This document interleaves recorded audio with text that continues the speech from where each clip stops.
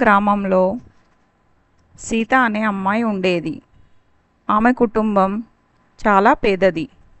కానీ సీతకు ఒక పెద్ద కల ఉండేది, టీచర్ అవ్వాలని.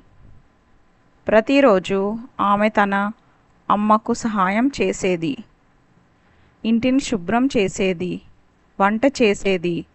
అన్ని పనులు పూర్తయ్యాక ఆమె రాత్రి వీధి దీపం కింద కూర్చొని చదువుకునేది. కొంతమంది గ్రామస్తులు ఆమెను చూసి నవ్వేవారు, నువ్వు చెయ్యలేవు అని చెప్పేవారు. కానీ సీత తనపై నమ్మకం పెట్టుకుంది. ప్రతిరోజు ఆమె కష్టపడి చదివింది. ఆమె ఎప్పుడూ తన లక్ష్యాన్ని మర్చిపోలేదు. ఏళ్ళు గడిచాయి. సీత అన్ని పరీక్షల్లో ఉత్తీర్ణత సాధించింది. ఒకరోజు ఆమె కల నిజమైంది. ఆమె ఒక మంచి టీచర్ అయింది.